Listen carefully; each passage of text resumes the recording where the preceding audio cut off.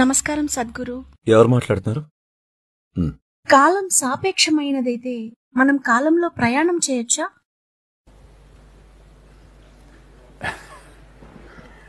అంటే మీరు గతంలోకో లేదా భవిష్యత్తులోకో వెళ్ళాలనుకుంటున్నారు. ప్రపంచంలో అతిపెద్ద సమస్య ఇదే కాదా? ప్రజలు తమలో ఇలా టైం ట్రావెల్ చేస్తూ ఉండడం అనేది. వాళ్ళు 10 రోజుల క్రితం జరిగిన దాన్ని ఇప్పుడు జీవిస్తున్నారు, లేదా ఎల్లుండి ఏం జరగవచ్చో దాన్ని ఇప్పుడే జీవిస్తున్నారు. అవునా? టైం ట్రావెల్ అనేది అతిపెద్ద సమస్య. దానికోసం పోవద్దు. అది ఇప్పటికే చాలా పెద్ద సమస్య.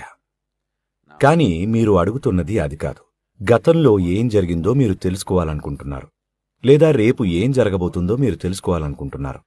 అతను మేరే బారేమే కుచ్ బోలో అన్నప్పుడు తన ఉద్దేశం ఏంటంటే నా కోసం టైం ట్రావెల్ చేసి రేపేం జరగబోతుందో చెప్పొచ్చు కదా అని.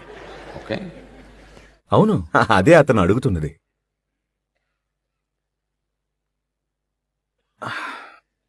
అంటే నేను నా జ్యోతిష్య దుస్తులు వేసుకోవాలన్నమాట.